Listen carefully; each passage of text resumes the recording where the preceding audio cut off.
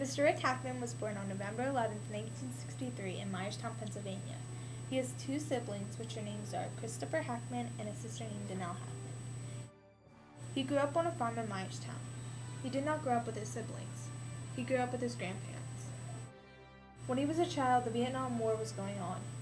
He did not remember anything because he was so young. He helped out around the farm along with several other jobs he had growing up. He worked at the Red Barn, the sawmill, and he was a painter and had a few other jobs that he does not remember. His uncle served during the Vietnam War. He enlisted in the war because he wanted to change of pace and to explore the country around him. He was at Fort Indiantown Gap when he saw the 82nd Airborne Division jump out of planes. Why did you pick the specific branch you did? Well, basically it was because of my grades.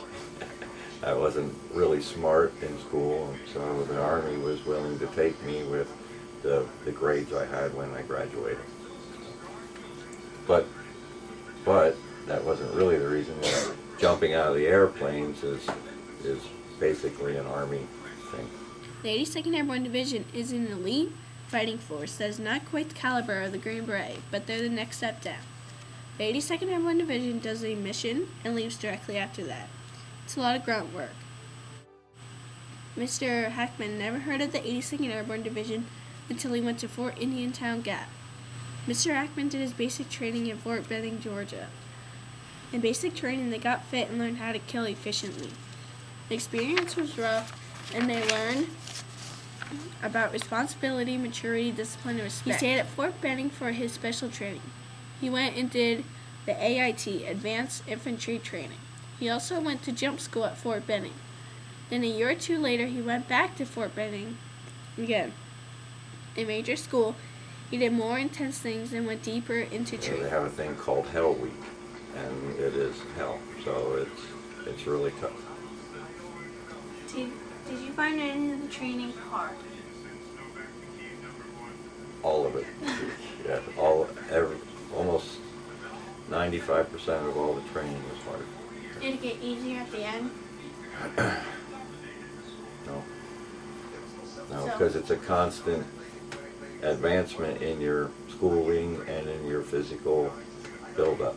It's till the day you graduate, you're still working out, you're just training for everything you need to know. It was not easy to adapt to military life because Mr. Hackman was used to getting up whenever he wanted to and do anything he wanted to without anyone yelling in his face. He had to get up at 3 a.m. every morning to start his day of training. He served in North Carolina. He states it was hot, and they housed the whole 82nd Airborne Division and Delta Force. Even though he was finished with his basic training, he still had to run and stay in shape. They practiced drills and made sure they were prepared because at any given moment they had to be anywhere in the world in 18 hours or less. When he went to Korea, he said it was a long, boring ride because it was a 21-hour ride there. He slept half of the way there. 82nd Airborne Division went to Alaska to get more troops. No one could get off the plane because it was snowing so bad. From Alaska, they flew to Hawaii. From Hawaii, they went to Japan. And from Japan, they flew to Korea. While he was in Korea, he got to do some important jobs. One job he got to do was be a driver for a personnel carrier because he was a higher rank and had a good record. Once he ran over a shack with the Jeep. He had to go to jump school to learn all the techniques of jumping out of a plane. He spent 5 weeks there learning everything. He did practice jumps out of real planes. They also jumped out of 5-story buildings, and that's where they got most of the practice. Or even jumping out of anything, they had to do practice on the ground. He did 5 jumps before graduation. The people in charge don't tell you where you're dropping, when you're dropping out of a plane, and if you're dropping into fire range. That was the scariest thing Mr. Rick Hackman had to do. One scary moment jumping out of a plane was when he landed on his friend's parachute after it was open. He slid off the side of the parachute. 2 or 3 weeks later, Mr. Hackman jumped out of a plane and hit his head on the side. Mr. Rick Hackman had a total of 215 jumps in his training. They barely did any fighting. Most of the time was spent training.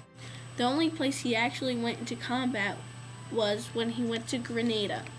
Mr. Hackman actually got injured while he was in Grenada. He got a small bullet shot into his right arm near his elbow. He never got a Purple Heart because it was too small of a wound and wasn't deserving of a Purple Heart. In his free time, he went dirt bike riding and hung out with his friends at North Carolina. He bought a Harley-Davidson motorcycle and drove a lot to Myrtle Beach because it wasn't that far away from where they were staying. He actually got a chance to go to England. He went through the British jump school there. He got his jump wings there. Mr. Hackman is now happily married with 5 children. He still lives in Myerstown, Pennsylvania. He now has his own business as a welder. We finally wanted to thank Mr. Hackman for serving in the 82nd Airborne Division. Also thank him for all the time he took out of his schedule to help us do this Veterans History project.